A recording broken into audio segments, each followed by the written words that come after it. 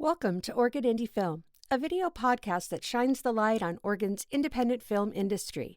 I'm your host, Dawn Sellers. I interview Oregon's independent filmmakers who offer insights into the creative process, challenges, and triumphs of making movies in Oregon. I had the pleasure of sitting down in the studio with Portland screenwriter-turned-filmmaker Mike Caron. Mike and I first met last year when he cast my husband Doug in his western Strike the Wind. Since then, we've become friends and collaborators, working together on Strike the Wind and other exciting projects.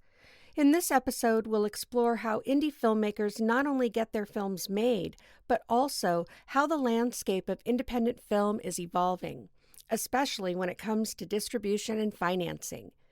Mike shares his journey into filmmaking after careers in other fields, how he's written so many screenplays, his early creative experiments, and how he continues to grow as a filmmaker. You'll also pick up screenwriting tips and hear what to do when a deal falls apart, because as every filmmaker knows, it's all part of the process. How are you doing today, Mike? Stumbling along. Well, thanks for being here. Sure. Now, you entered filmmaking after other careers. Yes. So can you tell me what made you decide to be a filmmaker? Well, I started in theater and Christian theater, and it went for a good while. And after a while, things just seemed to kind of fizzle out as I lost talent. Lost certain types of, venue options. I still had the venue, but it changed, and so things just kind of fizzled out, and so it just left me kind of deciding what I was going to do. And a friend of mine who was an actor was kind of messing around with film and at a local studio, and he talked to me about what he was doing, and it kind of piqued my interest, and so I started looking into that. And so I started learning to port over what I'd learned about stage writing into screenwriting. And so I was just kind of looking around, and as I was learning more, I was on Facebook groups, kind of checking things out, listening to people. That was during the COVID thing, and so there was a lot of people complaining that there was no material being written, so there was nothing for them to do, and so forth. And so I wrote a couple of small, just tiny scripts, and I just put them out there and said, hey, if you folks want these, they're free. You can have them. I'm not going to charge you for anything. I don't really care. People, it was pretty easy for me to write that stuff, and so people were looking for things just to do for practice, and I put them out there, and surprisingly, a lot of people just didn't respond, and it made me kind of question what they were complaining about. So anyway, a young filmmaker by the name of Calvin McCarthy, who runs 7th Street Productions. He and another fella responded on Facebook and said, "Hey, let's talk. We'd like to shoot one of your deals and see how it goes." I said, "Sure." And so we met at the little studio that this other fella had downtown, and we got to talking, and we hit it off, pretty well, pretty easily. And so we made a short film. It was a western. It was a short film called Someday, and when it was done, we just put it out on YouTube. And at that time, those folks wanted the film. After we had talked about different scripts that I had written, I'd mentioned that I'd done a western, and they seemed to really favor that because they wanted kind of a different kind of a genre, because they were both into horror stuff, and so they wanted a different genre so they could put on their reel to show that they're versatile. They can do a lot of different things, and so we shot that short film in a couple of days and out in the middle of the woods, and so they popped it on YouTube, and from that point on, Calvin and I got to talking about other things and other projects, and so we moved on from there on to a project I had done. I wrote a sci-fi, a feature sci-fi, just a really inexpensive sci-fi that we shot like in 10 days. We built a set in a steel shed, and shot that film. And that was kind of fun. It was the middle of the summer, so it was roasting hot, and we were always opening the shed door and turning on a giant fan in between cuts or in between shots and cooling it off. And the cast were sweating and they're taking off their shirts, and it was miserable. It was pretty miserable, yeah. But you actually built a spaceship for this film. Yeah. So that was pretty cool. I had some help. I have a friend that was a carpenter, and so he helped me figure out the angles and so forth, because anything beyond a 45 degrees, I'm just lost. I'm terrible at math, and he kind of figuring shapes and dimensions and so forth. So I just kind of drew out basic plans of what I thought would be kind of cool, and he helped me build it. And I had another friend that is an electronics whiz, and so he helped me wire up all the switches. So all the switches came on when you hit the with the lights and all that kind of stuff. So that was kind of cool. And so the set has a removable, in the cockpit had a removable front section so that we could move the camera at the front and get close-ups of the pilot in the working things and so forth. And so that was pretty cool. And you still have that spaceship. So we do. If someone needs a spaceship for a film, they can rent it from there you go. Yeah. It was pretty cool. So. And what was the name of that film? It was called Outer Darkness. It's on Amazon. I think it's also on Tubi and Apple TV. Nice.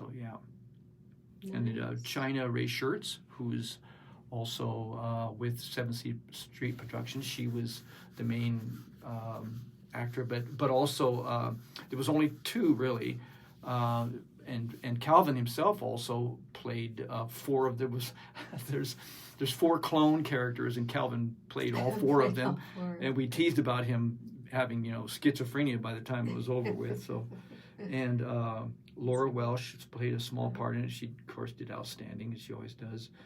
But so that was kind of my foot in the door of getting in with distributors. So I had to get that first film done and out of the way, and to like I said, to get my foot in the door. And so that's how we got started. And so, was there any advice that your friend that had the studio, does he still have the studio? No, he was doing some work in a studio. Oh, in a studio. Yeah, he was. Was there any advice that he gave you in the beginning that you found, that now looking back you found really helpful in filmmaking? Well, not really, because he was just investigating himself. He was just trying things out and working with a studio crew that really wasn't like you would think of as a film production studio. It was more of a TV broadcast studio.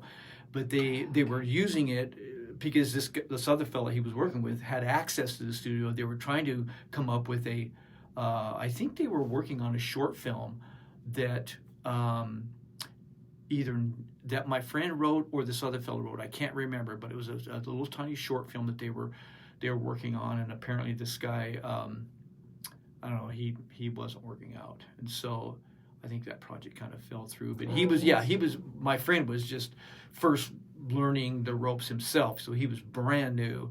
So I came into the film world, pretty raw. I had been to acting school, and so that helped me in the theater side. So I was hoping to kind of port that over to the film side, and it did help me to some degree, even though I really wasn't in any of the stuff that we were doing. But it helped me coach some other people to help them. So. And so what has it been like? You've done quite a few projects with Calvin at 7th Street Productions, and with other creative filmmakers. Are you finding that there is a good pool of creative artists in Portland to pull from for independent film? Well, that was something I really didn't have a good handle on for the longest time, because my world was so small, and so I didn't have a good lens for that until I ran across you and Doug, and getting involved in the POV meetings, which you guys, anybody out listening, you should go to. Anyway, but it was through that I met a lot of different people.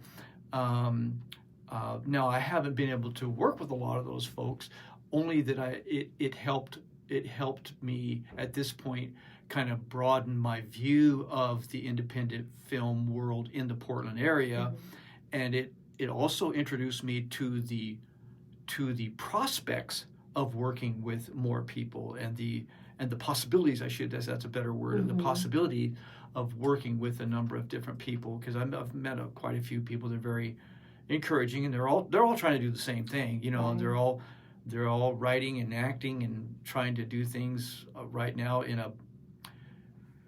a financial world or financial pool that keeps shrinking, so everybody's struggling to try to get things made here right now, I think. So. Yeah, I mean, I think that's one of the main reasons for this podcast, is just to kind of shine a light on all of the creative people who are making all these films. I mean, people are making so many independent films in Oregon and specifically in Portland, but we're all running into the same issues of finance and how do you get these films made. Right. Now, you write a lot, Mike. You're, I would call, a prolific writer. I feel like you always have a new screenplay every time I talk to you. Can you tell us about your writing process? I mean, I know a lot of times people ask, like, where do ideas come from? But I know ideas come from everywhere. So once you have an idea that you feel would be a good screenplay, where does it go from there for you? Are you an outliner? Do you just sit down and write? I after reading a lot of books about people's processes and what you should do or shouldn't do or things that help or whatever, it's my process, I think, is probably a little bit different than a lot of folks. When I get an idea, most of the time when I get an idea, I don't start writing until I have a good idea what that story is about and where it's going. Most of the time when I sit down to write, I know the story in my head. I know how it starts. I know where it's going. And most of all, I know what the ending is. And now that doesn't mean that the ending can't change once you get down there. But when I have tried to help other people, what I've told them is that if you know where the ending is, if you know how it ends, that's the thread that keeps you going in the right direction. If you don't know what the ending is and don't know where the story's going, it's too easy to rabbit trail and get off on different paths and then not know how to get back there where you're going. And so that's the one thing that I run into with a lot of folks that are writing or trying to write, is that most often they don't know what their story is about. They have an idea or they have some snapshots in their mind, so they start writing. And so it goes off in all kinds of different directions, and they get lost, and they don't know where they're going with it, because they don't know what their story's about. And I think that, for me, that's what helps me the most. When I know what the story's about, I know where it's going, and so that helps me more than anything, because I think another thing that helps is that I am cripplingly right-brained, as I've told a lot of people. The left side of my brain doesn't work, but with that, I see a lot of images in my mind all the time. I constantly see images of stories in my mind. Even as a child, my mom used to go to the supermarket in town back in the real early 60s, and there was one of those put a dime in for the horse that moves, and it had a leather saddle and everything. And I would jump up on that, even though I wasn't given a dime, but I would be riding along with the Lone Ranger and getting off, and I would be talking to fake people, in my mind, imagining all this. And I did not know that was not normal. I just didn't. And so that helps. Having a strong imagination to be able to see the characters and the stories, that has helped me a lot. But getting back to your question, I know I've been rather lengthy in this. It's that interesting. if you can determine first of all what your story is about and where it's going, how it ends, my word, that's like half the battle right there, because once you start writing, that will help you on that path to stay on the trail. You can write subplots and so forth, but eventually you know where those subplots are going to pull you back to, or you got to direct those back onto that main thread. That's how I write too. If I don't know where my story is going, I'll write myself into a corner that I can't get out of. It's very easy to do. Very easy. So that's... And I'm not saying that there is times when I'm writing along and I just get stumped about where I'm going to get to my next point. And there have been many times when I have had to take the advice of many of the help books that I've read, is that you just start writing. And it doesn't matter what, you just start writing something about that, and eventually you kind of write your way out of that corner, because it winds up opening a door to something that leads you out of it, and you might be able to go back then and adjust things to get to that door. But if you're just stuck at that point and you just start writing something about that your characters do, they go in the office and they start pouring coffee, and all of a sudden you go, what if they overheard something in the next office? Boom, all of a sudden now you got this hook or this link or this door that opens up into something else. Just write something to get yourself out of that corner, even if it's, they went home and started, brushing their teeth. Something, that has helped me in the past do that. So that's great advice. Do you write? It was not my advice. It came from other people. That was from a help book? Yeah, exactly. Do you remember which book? I don't, and I'm sorry. That's all right. Do you write every day, or do you tend to skip days and then just write all day? How does that look for you? Yeah, that both. I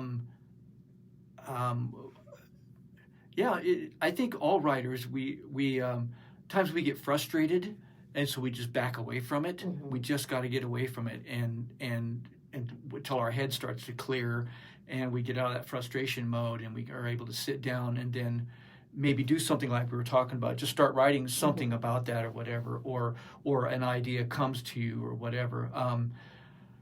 Fortunately for me, I've been able to quickly draft that main framework of the story pretty quickly to get the bones in place, to get the frame of the story in place, so then I can go back and start filling out those areas and realize then, okay, I've got something here I didn't set up before, or I've set up something that I didn't pay off later on that I need to fix. So, but those can all, that's like adding the leaves to the branches. You can go out and you can fill those in, but what I've found is hardest for everybody is to get that framework, get that building, the frame up, and get that thing framed in so that you can then later on start going in and filling out the rooms and putting up the curtains and choosing your colors. Choosing your colors, exactly, and adding more texture and flavor to the characters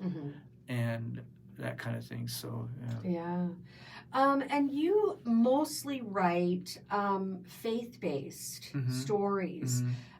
Why did you choose that genre? Can you tell me about that? Yeah, well, like I said, I got my start in church theater, and so all of the things I was writing were for faith-based stories, and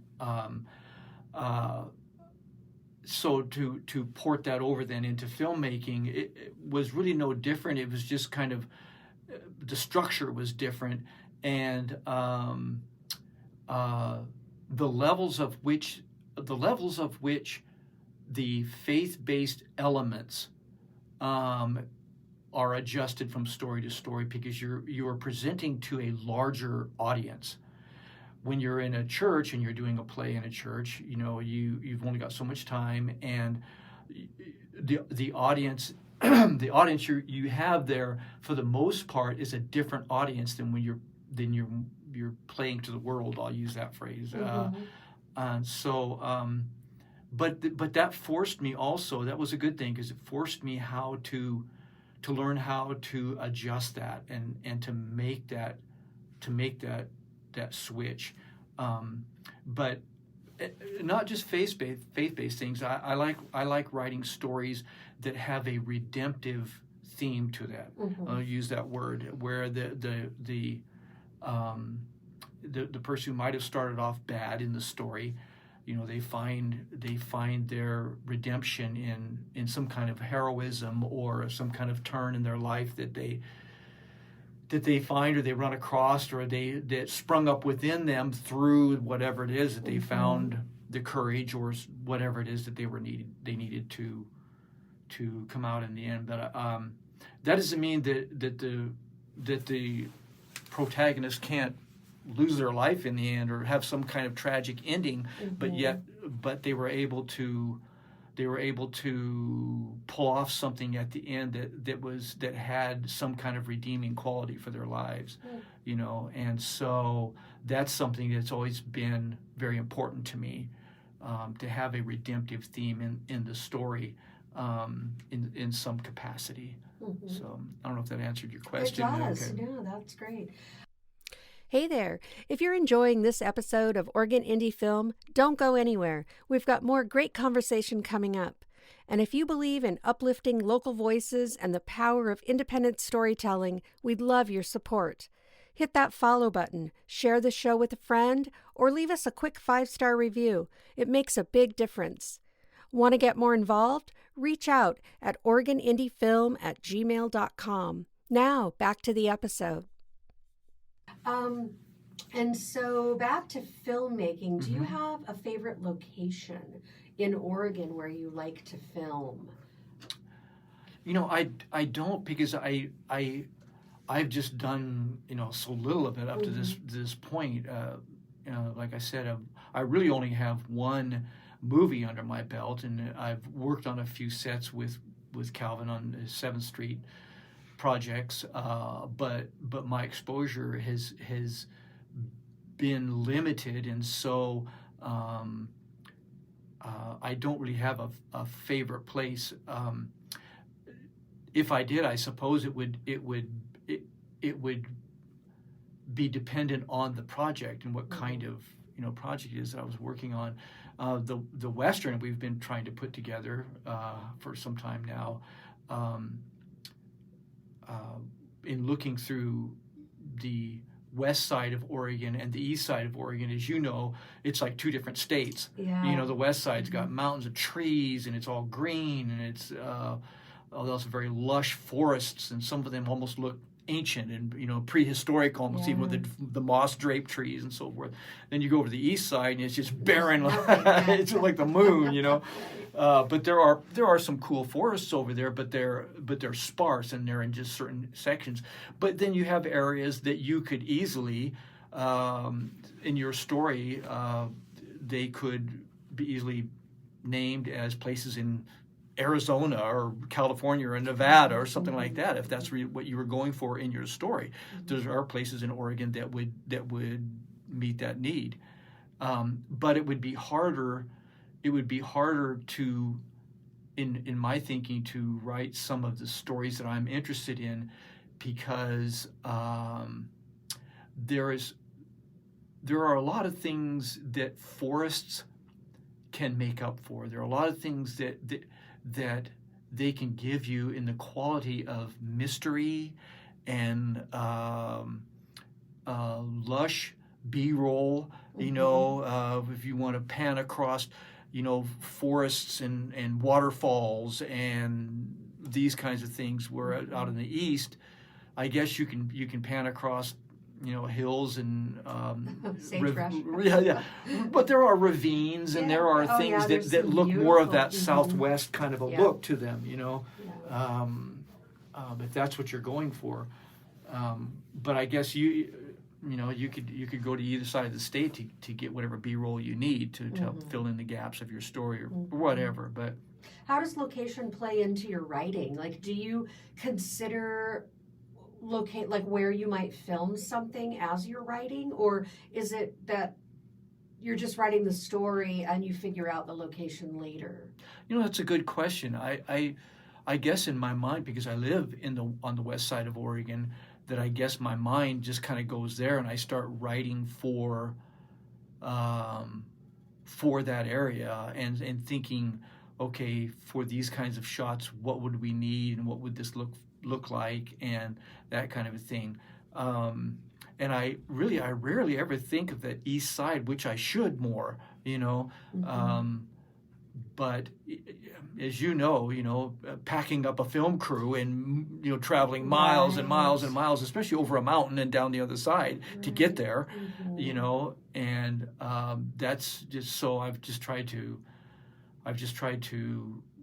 kind of use the area where I'm at, and then thinking about how the story goes and what to do with it. But I think the West Side serves me well for the kinds of stories that I want to write. It's the rain we have to deal with. It's the months and months and months of nonstop rain and overcast drizzling that we have to constantly deal with, and that's one of the pains about about the West Side, is that everybody's trying to get their projects done in the summer, and they're all cramming them into those, and so then you have these huge dips and valleys of when talent and crew are available, because everybody's doing everything at the same time. So it makes it really hard to schedule those things. I know whenever I'm traveling and I see, you'll see film trucks occasionally on the highway, and you'll see those rain-making trucks. Have you seen those? No. That make rain. Oh, funny. And I always think to myself, come to Oregon and film. You don't need to make rain. It's here all day. We got lots of it to lots of rain. That is funny.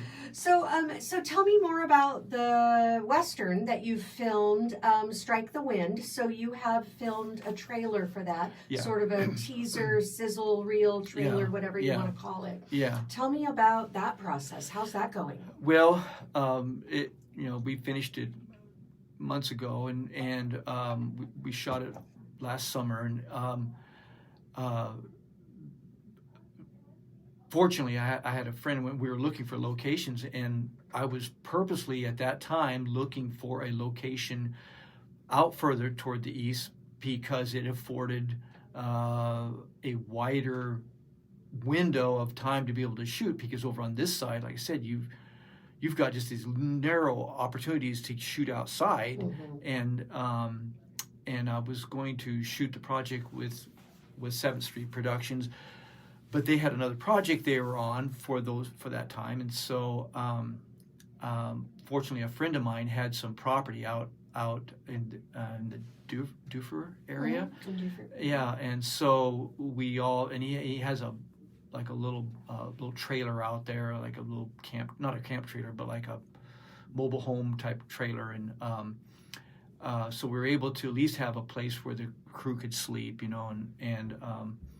but we shot it over a few days out there and got it done. But I had written it up and got it ready, because we had a distributor that said that they wanted the project.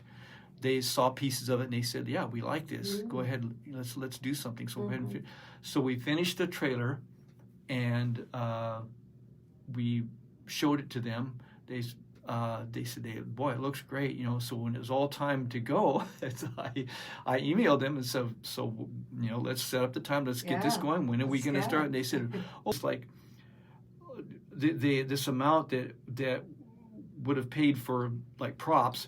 I'm like, "Wait, what did you?" I'm thinking, did I hear you say that? Did you write? I had to look at the email to make sure they were asking. I said, "Well, no, it's going to cost this amount of money." They said, "Oh, well, we can't afford that now, so we're not doing it. See you later." And I was just sitting there kind of in shock, and I wrote back to them. I said, "Well, what were you thinking it was going to cost, or what is it you can't afford then?" Because they used the words, "We can't afford that on this." Right. So I said, "What can you afford?" Crickets. And so I sent them another email, and I said, I have other projects I can do that would cost a lot less, crickets. And it's just, and And so I sent them like, I think maybe 3 different emails, and they didn't respond to him. They just acted like I didn't exist, which left me kind of dumbfounded and kind of angered. And so it was shortly after that I found out that they did another filmmaking friend of mine really dirty, and so that kind of soured my taste for them at that point. And so I said, okay, that's who these people are. And so I just said, okay, I got to look at some other ways to see raising some revenue for this, And so I just set out to exploring other things, and so that's where we're at with that project. Yeah, and I think it's interesting because the film industry is changing. And I really feel like independent films are the new trend, the new thing, because the studios are merging, and they say they can't afford to do these films, but they want independent filmmakers to make films for next to nothing, right? Then they make the money off of them, right? So these distributors are kind of making the money when the independent filmmakers are really doing the hard work. And we've talked before about trying to figure out, some self-distribution, or trying to like film several projects and taking it as a package, and distributing it that way. Right. So I feel like that's happening. Like I feel like there's potential there for that. And we can, that's a whole other episode. Boy, no kidding. That's no a kidding. whole other podcast episode that we'll probably get into once we figure out a little bit more. But and I think that's a good idea that we do talk about that, because I think there are certain elephants in the room that independent filmmakers are not addressing, and we're going to have to address them, to survive. Yeah, I mean, we all want to make films. Right. We all want to tell stories, and we just don't know how to get the funds to do that properly, to make quality films that can really showcase the independent film industry in Oregon. Right. So yeah, I think there's more to come on that for sure. So with your trailer, Strike the Wind, so you're looking for funding now for that, so that you can finish that film. So anyone that's watching or listening, somebody wanted to find out more about Strike the Wind, or maybe help support that project beyond the trailer, where would they find you? Well, they could just email me straight, papa.caron, that's P-A-P-A, papa.caron, C-A-R-O-N, @gmail. That would be the fastest way, or, on Facebook, Mike Caron on Facebook. Yeah, I'll put those in the show notes, so if people want to connect with you. Yeah. So what are you writing right now? Like, what's your next project? If I know Strike the Wind is sort of there and in process, but what's your other project you're working on now? Well, the project that you and I and Doug have talked about is it's a faith-based Christmas movie that is kind of a dramedy that I'm hoping to get done, and that again has those redemptive themes in it, and I think it deals with marriage problems in a way that a lot of faith-based films don't deal with, and too many faith-based films solve all of marriage problems with a lecture from grandma. And once we got that lecture from grandma, the sun comes out and everybody succeeds and everything winds up being rosy red. And too often faith-based films do that. And because of that, they are often lampooned by the world out there because it's unrealistic. I'm not saying that marital problems are not solved outside of that. That's not what I'm saying at all. all I'm saying is there's a lot of work that goes involved in those things along with that, then that's fine. But there's usually a lot of work that has to be done by both people in that marriage in order to get where they're going, and it's not solved overnight. And which, there's only so much you can cram into a film that's an hour and a half. There's and I get that, but I'm trying to write faith-based films that I myself would like to see, and I don't see enough of those. And I too often faith-based films are criticized basically for being sugar-coated Hallmark movies, right? And so I'm trying to provide audiences with alternatives to that. That doesn't mean I'm going to run off the cliff in the other direction. That's not what I mean at all. But try to write in such a way that I guess that land on people in a deeper way, that land on people in a different way, that show people in life from a more realistic lens, and not so sugar-coated. Not so sugar-coated, right? Because any Christian who is honest with you will tell you that their life is not sugar-coated, and their problems are real, like everybody else's problems are real, right.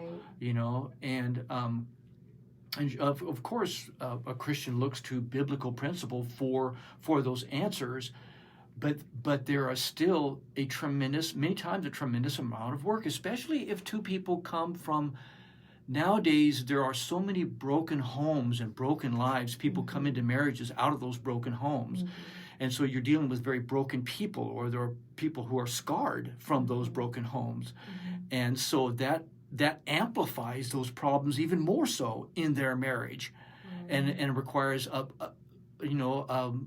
greater degree of work many times to find their way through those problems. But anyway, I just try to write in ways that I think that look at characters a bit deeper, that add some humor also, that when people look at, they can see things in the mirror, as we always say. Art, in theater and art and films, they hold up a mirror, or at least they're supposed to, right. Or I say they're supposed to. That it's beneficial if they do. So. That's a pretty wordy way of me answering the question, but it's a but that's twist on the genre, though. I mean, it's really twisting it to a more realistic. I hope so. Story. I hope so. And I mean, let's be honest, grandmas are different now, right? Yeah, that's a good point. Time has evolved, Grandma, yeah. And grandmas don't always have the answer, like they may have in the past. So that's great. Is there anything else you want to share that we haven't covered about your projects, or maybe advice you would give someone? No, I just stay open to different stuff. I mean, we talked about that project. I have a fantasy film that I've been working on that I really like. I really want to make that, like the other, that also has it doesn't have a Christian theme per se. It has a kind of a surprising ending that opens up the possibilities of what certain things meant in the story and that kind of a thing. But it's basically Three Musketeers meets Chronicles of Narnia kind of a thing. So it's merging those two kinds of worlds, those kinds of action elements, I should say. That's a better way of putting those kinds of setting and action elements. I have a kind of a post-apocalyptic story I've written that I'd like to make. There's another Western that I wrote that looks like it's come out on top at a film festival. That's the other thing I was going to mention. The trailer that we made, that you helped me, you and Doug were in, that helped me make. It won it won the gold medal at the Knoxville Festival.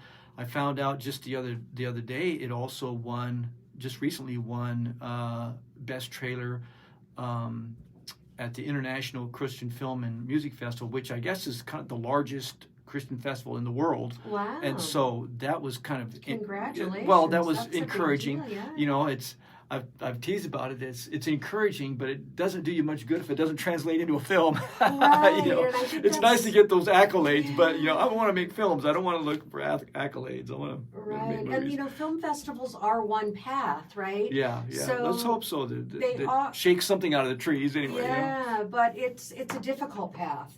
It is, You yeah, know, it is. even winning at film festivals, in my experience, hasn't translated into a film. Right. So, of course, yeah. Yeah, So, it's tough. I mean, yeah. I think, you know, there's just so many paths. That's the point. Like, you never know what's going to hit. Yeah. And that was kind of the reason why I did the festivals, and that I really didn't have a lot going on at the time.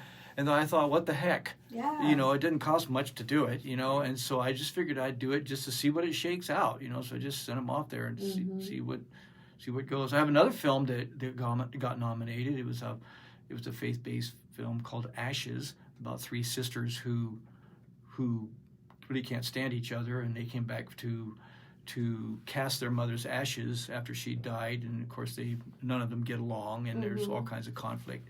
But through the process, they wind up being pushed closer together through a process they weren't expecting, that their mother put into place before she died. But anyway, so that was just another. So is one. that a film or a screenplay? Oh, that was just a screenplay. That's a screenplay that you filmed it. Yeah. So. Well, you do have a lot going on. Well, let's say I write a lot. Yeah, I don't know if that's that's what I said. I don't know if that's a lot going on I or think not. you're one of the most prolific writers I know in the Portland area. Yeah. Well, let's hope something comes of it. Yeah. You know. Well, exactly. So I want to thank you for being here, for taking the time. Thank you for inviting me. I to appreciate do this. that. And Very nice. I know that you think that you're just starting out, but you know, I find that life experience lends a lot to filmmaking. Sure. And we'll just see where it all goes. Yeah. All right. Thanks. Thanks. Thanks so much for listening. If you'd like to learn more about Mike's current project, Strike the Wind, check out the trailer on YouTube. Look for the link in the show notes. You can also connect directly with Mike to keep the conversation going or explore more of his work. If you enjoyed this episode, please take a moment to leave a 5-star review and share it with your friends. It really helps us reach more indie film lovers.